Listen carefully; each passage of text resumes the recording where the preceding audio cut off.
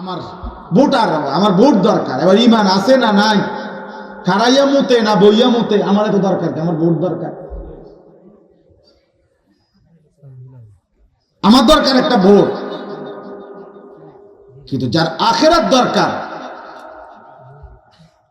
তার সেজদা দরকার, তার গোলামি দরকার, আল্লাহর বন্দেগী দরকার, রাসূলুল্লাহ সাল্লাল্লাহু আলাইহি সাল্লামের অনুসরণ দরকার। বলো বাপ, প্রয়োজনে উঠে যাও, এখন উঠে যাও, আমি অনুমতি দিলাম। বেনামাজি উঠে যাও বাপ, তোমার মতো নাফরমান না বসলেও ভালো ছিল, আমার কোনো অসুবিধা হবে না, আমি কোনো অসুবিধা বিব্রত হব না। আমি 4 জন মানুষের সামনে ওয়াজ করছি, 4 ঘন্টা, 3 ঘন্টা, 3.5 ঘন্টা। আমি যাই যে 6 মাস ওয়াজ করি না। আল্লাহর দয়ায়, মালিকের দয়া 21 বছর হবে, 21 বছর। হাইটাও গেছি মাহফিলে। কাজেই এটা আহামরি কিছুই না। এই হুলস্থুলেই কেন নামাজ পড়লাম? তুমি জানো তুমি আসবা মাহফিলে, তুমি জানো আজকে তোমার মনে ইচ্ছা আছে ওয়াজ শুনবা, তো মালিককে সেজদা দিলা না কেন? আল্লাহকে সেজদা দিলা না কেন? আল্লাহকে সেজদা না দিয়ে একজন বক্তার কথা শুনবার জন্য দৌড়ে আসলা কেন? কি লাভ হলো? ছবি উঠাইবা আমার লগে? তো দাঁড়াও, আমি আসি তোমাদের কাছে, ছবি উঠাও, একটা ছবি উঠাও, একটা ছবি উঠাও, এরপরে দাও ফেসবুকে। বিবেকবান মানুষ বলবে তুই কি হুজুরের মতো না হুজুর তোর মতো?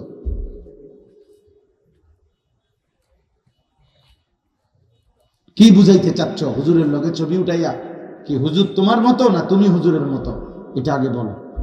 যদি কারো বিবেক থাকে সেটা বলো।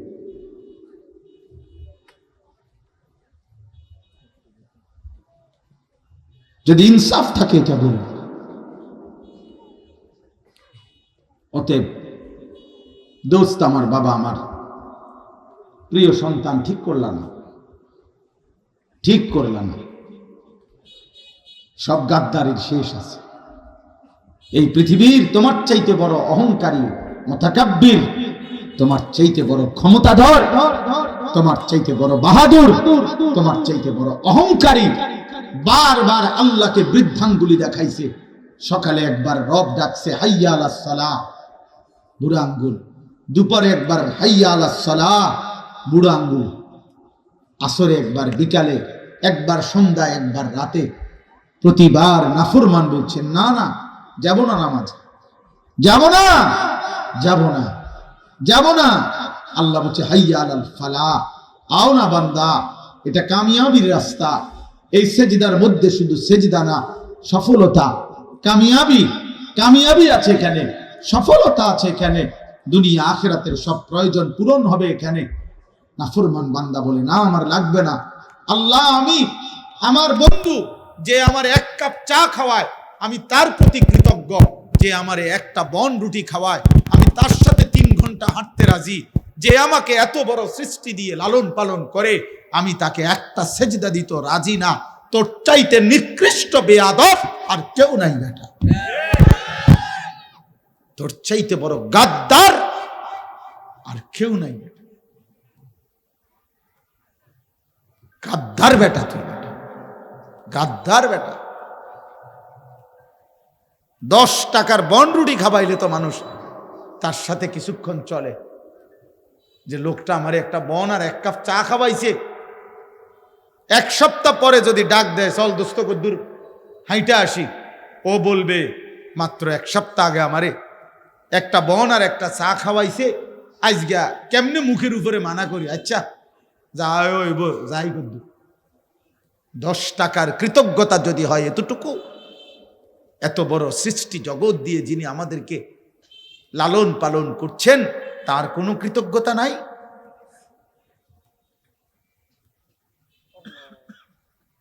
তার কোনো কৃতজ্ঞতা নাই? তিনি একটা সেজদা প্রাপ্য না? আহা, আহ, ওই জিব্বা কেমন জিব্বা, যে জিব্বা একবার 24 ঘন্টা পার হয়ে যায়। এমন অনেক নাফরমান আছে, মুসলিম পরিচয়ধারী, তার মুখ দিয়ে একবার আল্লাহ এই শব্দটা বের হয়। এই হাইওয়ান, এই জানোয়ার জানেও না তার রব। মানুষ নামের এই পশু বলতেও পারে না তাকে সৃষ্টি করলো কে।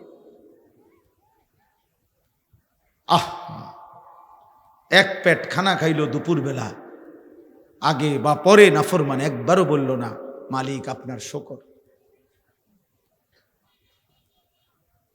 এক মগ পানি পান করলো, রবের কাছে একবারও বলল না মালিক আপনি পান করাইছেন, শুকর আপনার, শুকর আপনার।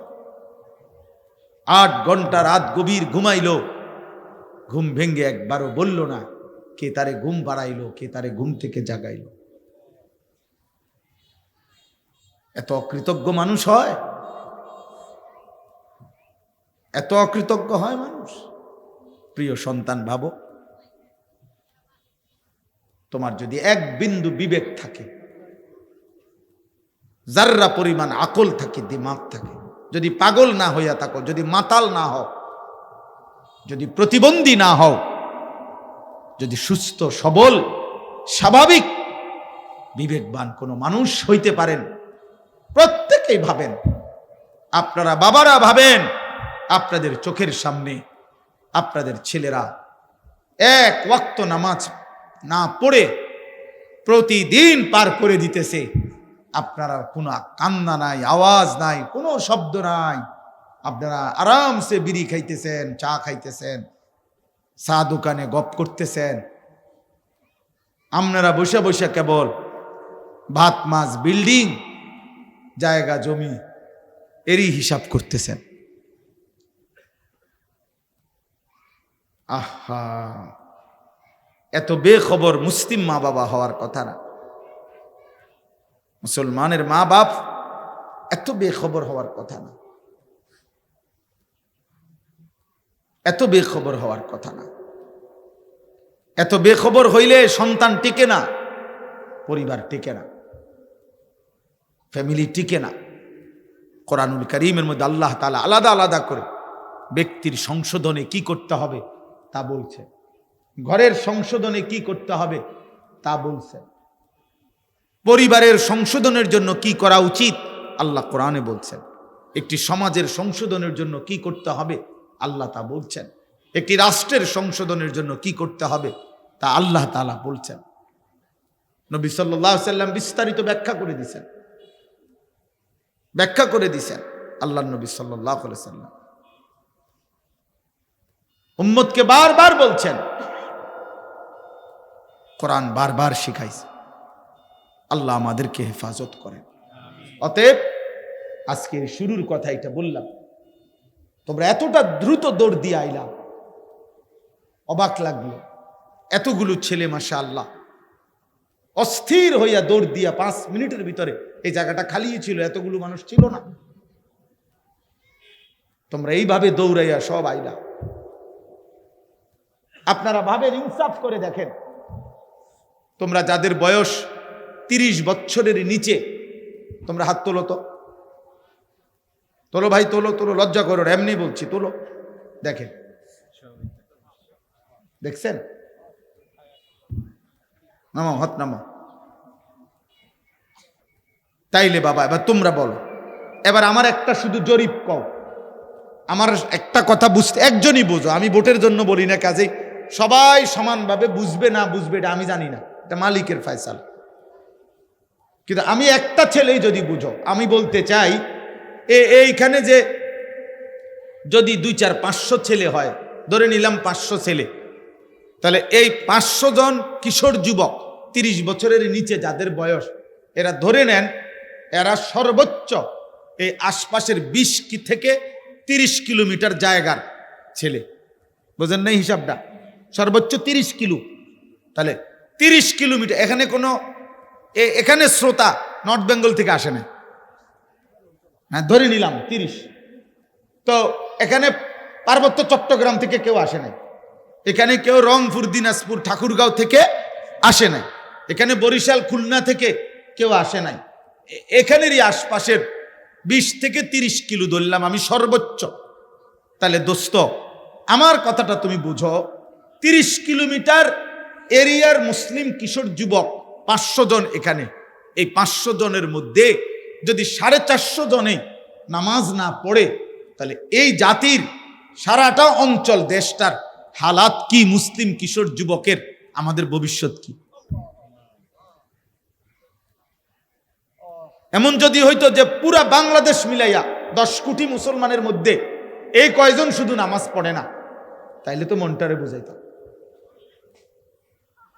মনে করো 20 কিলোমিটারের ভিতরে যদি এত বেশি নে বেনামাজি, তোমরা তাকাইয়া দেখো, তাইলে সারা দেশের চিত্র কি? আমাদের ইসলামের হার আত্মসমালোচনা করি আমরা, আমাদের সমালোচনা আমরা করি, মানে আমাদের ইসলাম, আমরা মুসলমান, আমাদের সন্তান নিয়ে আমরা ভাবি।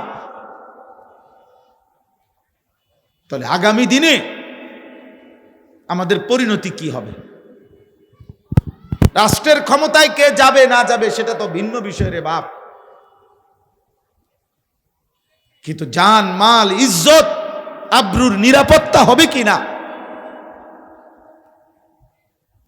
তোমার বোন নিরাপদ থাকবে কিনা? তোমার মা নিরাপদ থাকবে কিনা?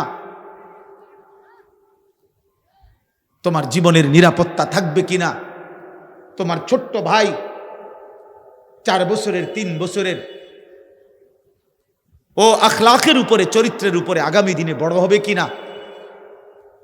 তুমি ইনসাফ করো।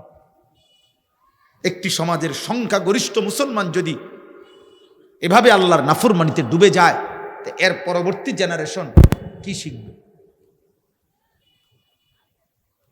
একটা ছেলে যদি 4 বছরের বাচ্চা যদি বুঝ হওয়ার পর থেকেই দেখে তার ঘরের প্রত্যেকের হাতে হাতে বড় মোবাইল, সবাই সবার আপন জায়গায় মোবাইল টিপতেছে, এই ছোট্ট বাচ্চাটাকে কোলে নেওয়ার মতো, একটা ভালো কথা শিখাবার মতো মার হাতে সময় নাই, বাবার হাতেও সময় নাই, বড় ভাইয়ের হাতেও সময় নাই, বড় বোনের হাতেও সময় নাই, প্রত্যেকেই নিজ নিজ মোবাইল নিয়ে ব্যস্ত। তো এই বাচ্চা কি নিয়ে বড় হবে? হ্যাঁ, ওকে আখলাক শিখাবে কে? বলো না আব্বা, ওকে মানুষ করবে কে? তোমার বয়স মাত্র 16 বছর, তোমার মোবাইলের আসক্তি এত বেশি, নারী তোমার এত দরকার হয়ে গেল, উলঙ্গ ছবি তোমার এত দরকার, নর্তকী তোমার এত দরকার। 16 বছর বয়সে তুমি নারীর আসক্তি এমন বুঝা লাইলা, মাত্র 18 বছর বয়সে তুমি নর্তকীর মজা এমন পাইয়া লাইলা। আহা, 30 বছর পর্যন্ত তোমার হালাত কি হবে? 40 বছর পর্যন্ত হালাত কি হবে? কোথায় গিয়ে দাঁড়াবে? এই গুনাহ কোথায় গিয়ে দাঁড়াবে? এই জন্য বললাম, একজন ভাবেন, একজন নওজোয়ান ভাই, একজন ভাবো, বাবারা আপনারা ভাবেন, আপনাদের সন্তান কোন দিকে যাচ্ছে আপনারা বলেন। আল্লাহর নবী সাল্লাল্লাহু আলাইহি ওয়াসাল্লাম বলেন, মা নাহালা ওয়ালিদুন ওয়ালাদাহু মিন নহলিন মিন আদাবিন হাসান। কোন পিতা মাতা, বিশেষ করে কোন বাবা তার সন্তানের জন্য যা রেখে যায়, নবী বলছে সর্বোত্তম যেই হাদিয়া উপঢৌকন রেখে গেল তা হলো আদাবুন হাসান, উত্তম আখলাক, উত্তম চরিত্র, সন্তানের উত্তম আদব আখলাক যে বাবা গড়ে গেল, সেই বাবাই তার সন্তানের জন্য সর্বশ্রেষ্ঠ হাদিয়া উপঢৌকন দিয়ে গেল। রাসূলুল্লাহ সাল্লাল্লাহু আলাইহি সাল্লাম বলছেন, আল্লাহর নবী বলছেন হুসনে আখলাক। রাসূলুল্লাহ সাল্লাল্লাহু আলাইহি সাল্লামের একজন সাহাবী একদিন নবীজিকে জিজ্ঞেস করছে সামনে দাঁড়াইয়া, ইয়া রাসূলুল্লাহ, ঈমানের পরে সর্বশ্রেষ্ঠ সম্পদ কি? নবীজি বলছে হুসনে আখলাক, উত্তম চরিত্র। ওই সাহাবী ডান দিকে দাঁড়াইয়া আবার জিজ্ঞেস করছি, ইয়া রাসূলুল্লাহ, ঈমানের পরে সর্বশ্রেষ্ঠ নিয়ামত কি? নবীজি আবার বলছে, হুসনে আখলাক, উত্তম চরিত্র। এই সাহাবী আবার বাম দিকে গিয়া আবার জিজ্ঞেস করছে, ইয়া রাসূলুল্লাহ, ঈমানের পরে সর্বশ্রেষ্ঠ সম্পদ কি? নবীজি বলছেন, হুসনে আখলাক। এই সাহাবী আবার পিছন দিকে দাঁড়ায়া আবার জিজ্ঞেস করছেন, ইয়া রাসূলুল্লাহ, ঈমানের পরে সর্বশ্রেষ্ঠ সম্পদ কি? আল্লাহর নবী বললেন, সাহাবী, তুমি কি বুঝতেছো না? উত্তম আখলাক, উত্তম আখলাক, উত্তম আখলাক, উত্তম আখলাক। তুমি যদি 1000 বারও বলো, আমি মুহাম্মদ 1000 বারই বলবো।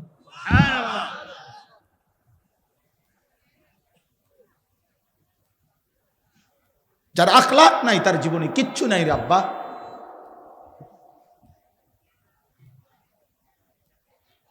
তুমি বুঝো না, পৃথিবীর কেউ বুঝে না। না, তোমার চেহারা দেখলে বোঝা যায় না তোমার চুলের কি হালাত, চেহারার কি হালাত। গুনাহ তোমারে কি করে বানাইছে কেউ বুঝে না। রাত 2টায় তুমি কি দেখো, কেউ বুঝে না। রাত 12টায় তুমি কি দেখো, কেউ বুঝে না। একাকী বন্ধুদের আড্ডায় তোমরা মোবাইলে কি করো, কেউ বুঝে না। না, সবাই সিরা খায় আর তুমি শুধু ভাত খাও না।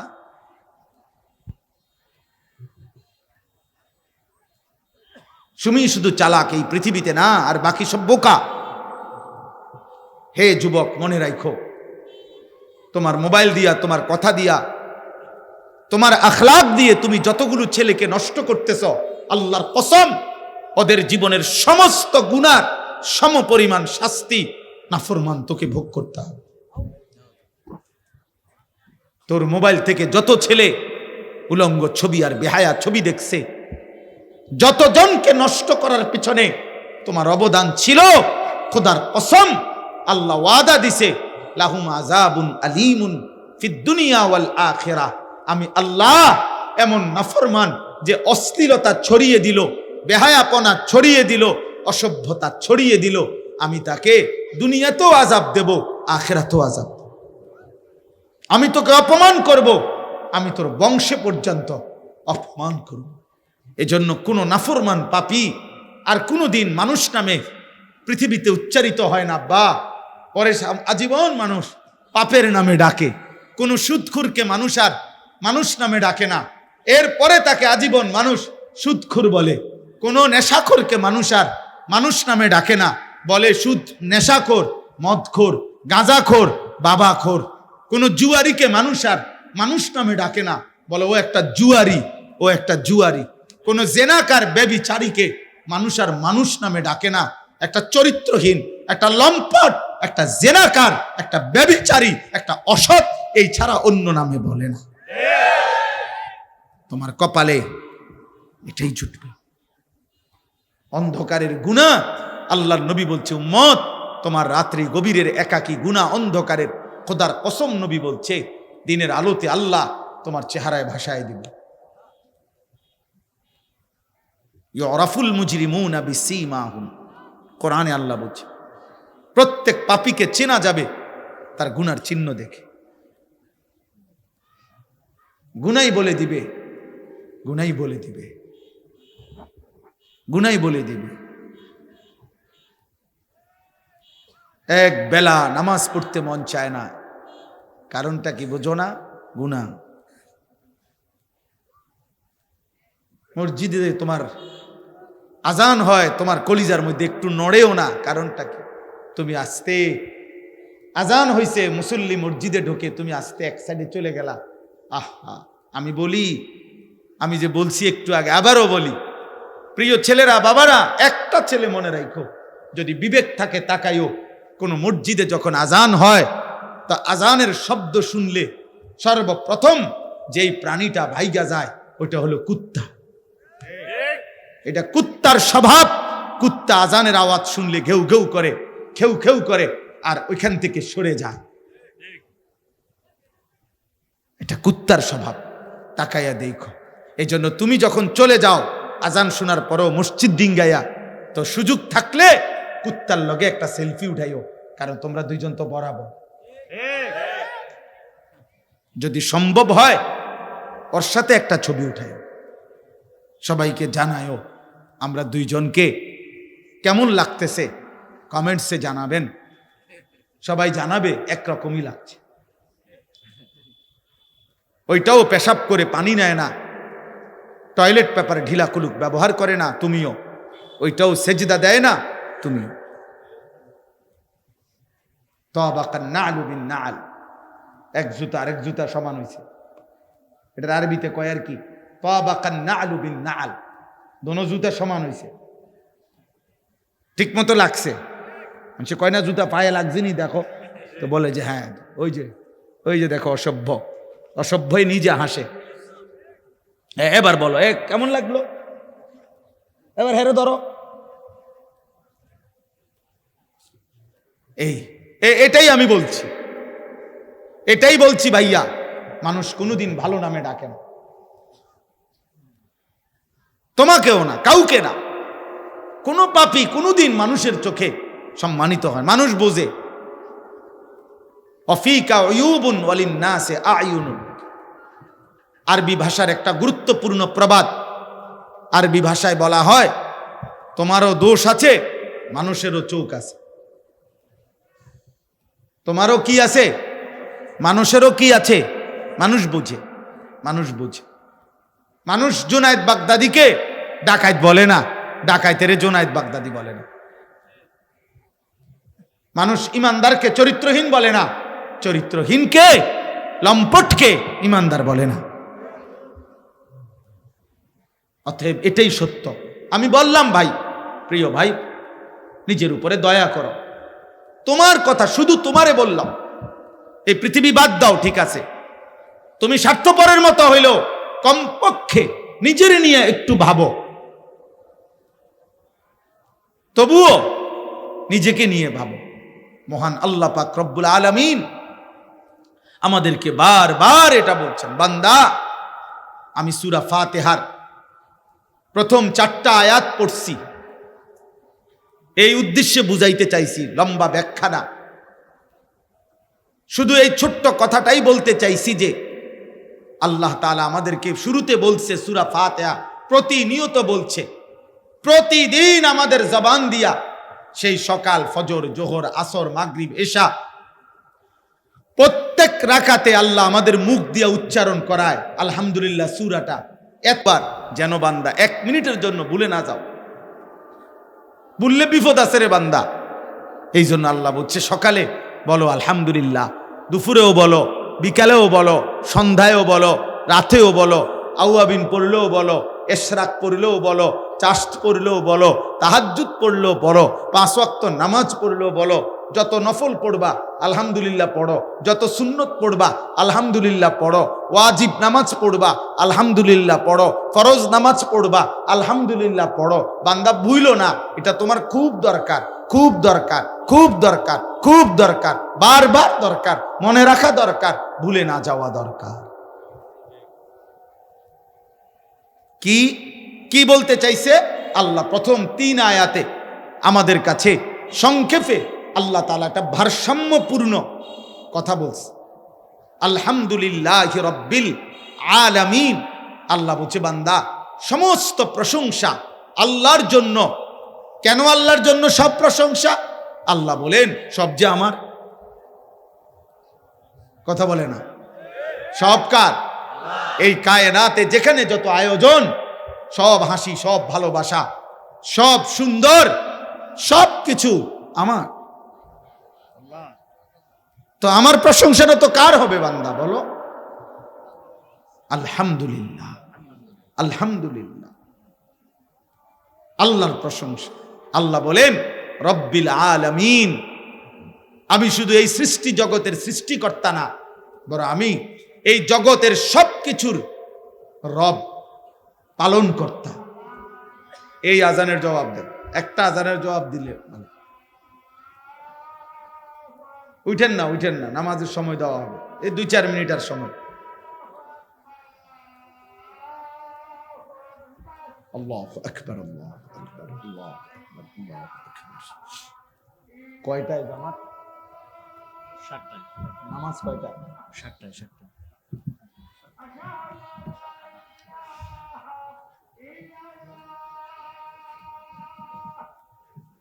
আজকে একটু পরে করলো সমস্যা নেই। মসজিদ ইমাম কে? আমি আচ্ছা, অসুবিধা পরে করলো সমস্যা ঠিক আছে। নামাজ একটু পরে করলে অসুবিধা নেই, আর একটু হাত কালেকশন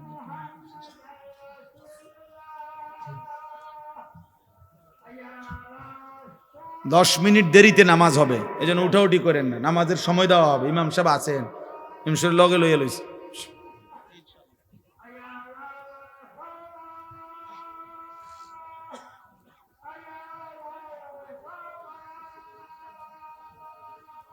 লা হাওলা ওয়ালা লা আল্লাহু আকবার।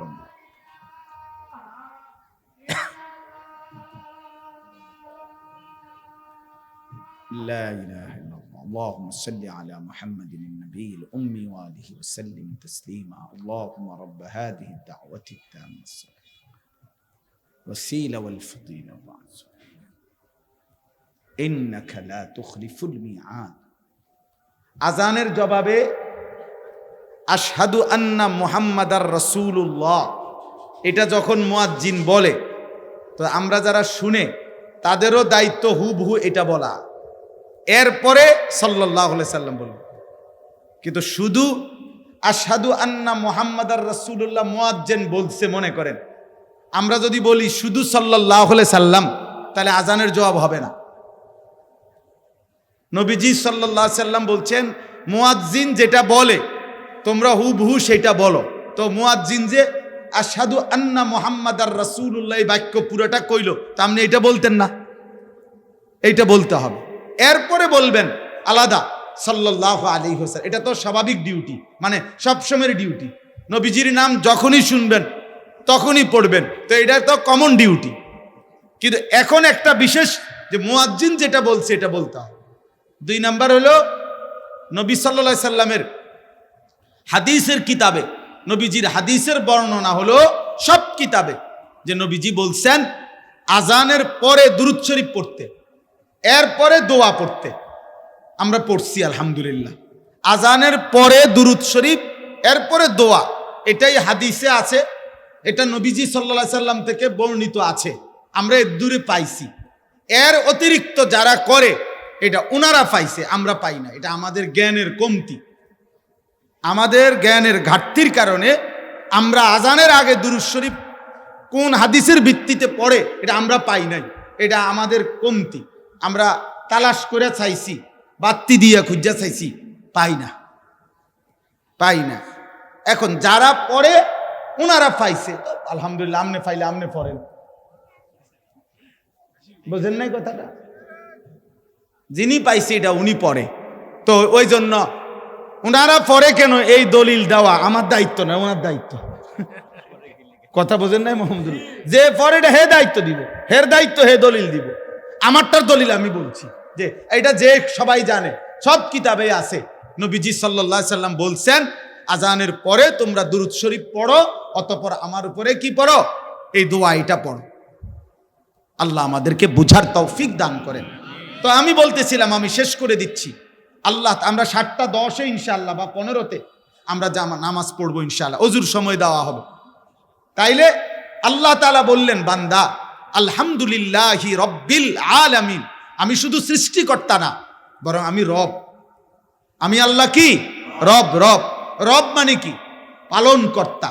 পালনকর্তা মানে কি? এই রবের অর্থ যেই পালনকর্তা, 1 মিনিট শুধু বুঝেন।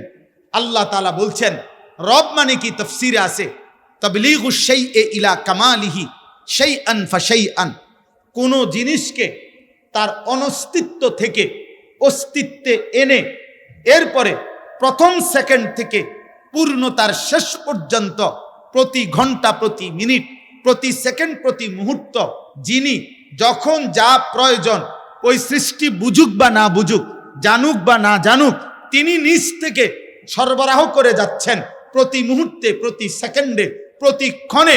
তিনি রব, আর তিনি শুধুই আল্লাহ। এমন সত্তা আর কেউ হইতে পারে না। এবার বলেন তো, আমরা যখন এই পৃথিবীতে আমাদেরকে অস্তিত্বে, আমরা ছিলাম না, আমাদেরকে এই পৃথিবীর অস্তিত্বে আনছেন কে? আল্লাহ।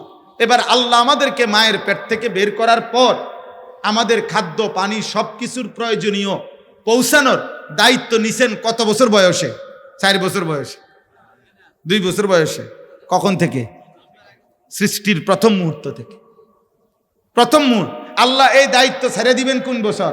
40 বছর পরে, 35 বছর পরে। সুবহানাল্লাহ। আমার মৃত্যুর সেকেন্ড পর্যন্ত এবং মৃত্যুর পরেও তিনি কখনোই তার বান্দাকে ছেড়ে দেবেন না, ছেড়ে দেবেন। এই জন্য আল্লাহ বলেন, আমি এমন রব, যে রব তুমি জানো না কখন কি লাগবে, আমি পৌঁছাচ্ছি। তুমি ঘুমায় গেছো, তোমার বাড়ির একটা বদনা বাথরুমের, এটা পর্যন্ত তুমি বাথরুমের ভিতরে লাগাইয়া সিটকারি লাগাইয়া দিছ, যাতে বদনা কেউ চুরি না করে। আল্লাহ বলে, বান্দা 30 শতক জমির মধ্যে যে ফসল ফলাইলা, সাইডে দিয়ে কোনো বাউন্ডারি ওয়াল দিলা না, উপরে কোনো চালও দিলা না, দরজাও দিলা না, সিটকারিও লাগাইলা না, তালাও দিলা না, এত বড় বিস্তীর্ণ ক্ষেত কার কাছে রাইখা গেলা? আল্লাহ বলে, ঠিক আছে বান্দা, তুমি ঘুমাও, তোমার ফসল আমি রব্বুল আলামিন পরিমিত মাত্রায় আমি আল্লাহ সবুজ গাছ বানাবো, হলুদ করব, পাকায়া ফেলবো, ধান ছড়া বের করে দেব, সব ইন্তজাম আমি করে দেব তোমার জন্য। আমি তোমার রব, আমি তোমার রব। তুমি ডাকলেও আমি তোমাকে দেব, তুমি না ডাকলেও আমি তোমাকে দেব। তুমি আমারে সেজদা করলেও আমি তোমাকে খাওয়াবো, সেজদা না করলেও খাওয়াবো। আমার গোলামি করলেও আমি মুখে খাবার তুলে দেব বান্দা, আমার গোলামি না করলেও খাবার তুলে দেব আমি। তুমি জানো না বান্দা, তোমার খাবারের এক লোকমা খাবার তোমার মুখে পৌঁছাইতে গিয়ে আমি আল্লাহ আমার এই পুরা সৃষ্টি জগৎটাকে ব্যবহার করতেছি। আসমান যদি 1 অংশ কম হইতো, তাইলে এই পৃথিবীর আকাশ ঠিক থাকতো না। জমিনের এক পাশ যদি না থাকতো, তাইলে এই পৃথিবীর ঠিক থাকতো না। সূর্য যদি একদিন উঠা বন্ধ থাকতো, তো তোমার জীবনের কোনো আয়োজন স্বাভাবিক হতো না। যদি চাঁদ উঠা বন্ধ হতো, তো পৃথিবীর কোনো আয়োজন স্বাভাবিক থাকতো না। আমি যদি রাত আর দিন না বানাইতাম, তাইলে জগৎ সংসার চলতো না। আমি যদি আলো আর অন্ধকার না বানাইতাম, তো জগৎ সংসার চলতো না। বান্দা, আমি এই সব কিছুর ইন্তজাম করে আমি আল্লাহ তোমার একটা প্রয়োজন আমি পূরণ করছি। সেই আমি যদি একটা সেজদা না পাই, আমি যদি একটা গোলামি না পাই, এর চাইতে বড় অকৃতজ্ঞতা আর কি হতে পারে? আর কি হইতে পারে আব্বা? सारे दुनिया तेरे लिए, तू सिर्फ मेरे लिए। আল্লাহ বলছে, বান্দা तमाम দুনিয়া তোমার জন্য, তুমি শুধুই আমার জন্য, আমার জন্য। আমি তোমার কাছে একটা সেজদা চাই, আমি তোমার একটা শুকরের বাক্য চাই, আমি তোমার জবান দিয়ে শুনতে চাই যে তুমি বলবা আলহামদুলিল্লাহ। আল্লাহ আপনি খাওয়াইছেন, আপনি পড়াইছেন, আপনি ঘুম দিছেন, আপনি জাগায় দিছেন। আলহামদুলিল্লাহ, আলহামদুলিল্লাহিল্লাযী আহইয়ানা বা'দা মা আমাতানা, গুফরানাকা আলহামদুলিল্লাহিল্লাযী।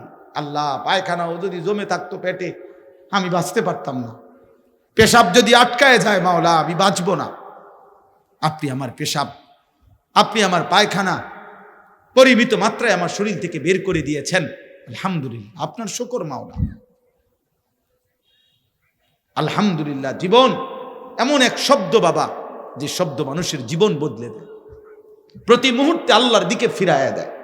এই জন্য আল্লাহ বলছে, বান্দা আমি গোটা সৃষ্টি জগৎ লালন পালন করি, তোমাকেও লালন পালন করি। অতএব সব প্রশংসা প্রাপ্য কে? আল্লাহ। এবার আল্লাহ বলেন আর রহমানির রাহিম।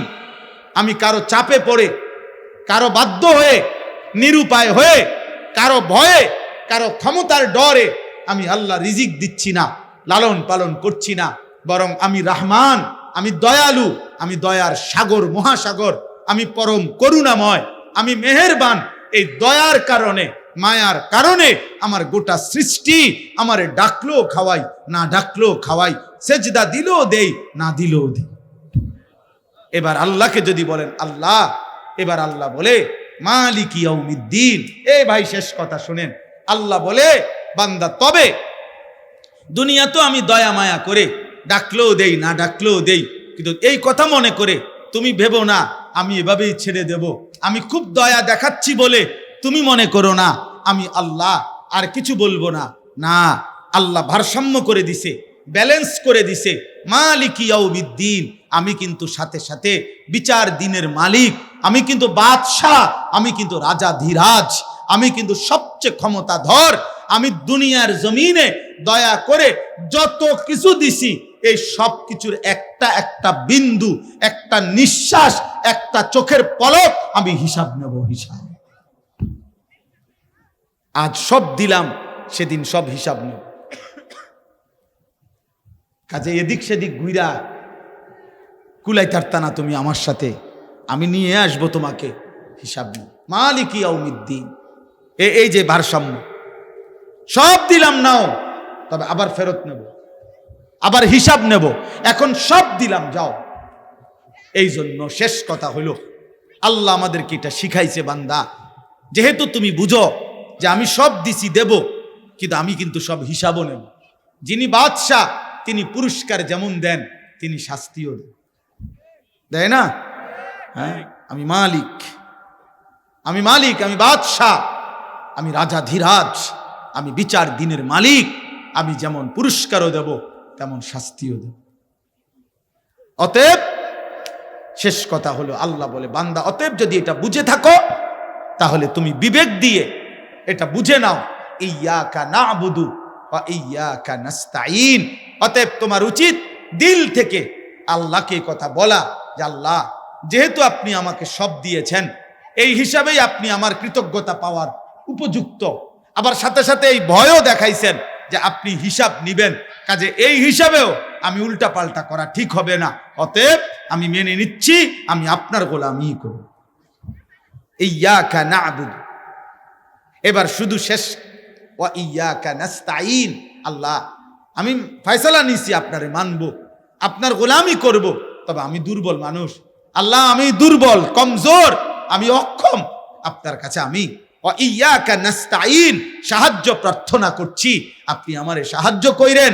আপনি যদি আমারে তৌফিক দেন, সাহায্য করেন, আমি সেজদাও দিতে পারবো, গোলামিও করতে পারবো, হালাল পথে চলতেও পারবো। আল্লাহ বলছে আচ্ছা ঠিক আছে, বলি আব্দি মা সাআলা। পরিষ্কার হাদিসে আছে, কোন বান্দা যখন দিল থেকে সূরা ফাতিহা পড়ে আল্লাহ প্রত্যেক আয়াতের জবাব দেয়। আর আল্লাহ বলে বলি আব্দি মা সাআলা, এই শব্দ আছে হাদিসে। আল্লাহ নিজে বলে বান্দা তুমি যা চেয়েছো তাই তোমাকে দেওয়া হবে, তুমি যা চেয়েছো তাই তোমাকে দেওয়া হবে। তুমি আমার সাহায্য চাইছো, আমি করব, আমি করব, তুমি শুধু বলো আমার গোলামি করবা কিনা। এই জন্য আজকে কিশোর ভাই, নওজোয়ান ভাই, বয়স্ক বাবা, আজকের এই মাদ্রাসা খাদিজাতুল কুবরা, এই মাদ্রাসার এই মাহফিলে আমি সবার কাছে অনুরোধ করলাম, কিশোর যুবক তোমরা চরিত্র হেফাজত করো, নজর হেফাজত করো, আখলাকের হেফাজত করো। নারী দেখো না, অশ্লীল ছবি দেখো না বাপ, হারাম জীবনে কাটাইও না বাপ, এই জীবন 2 পয়সার মূল্য থাকবে না।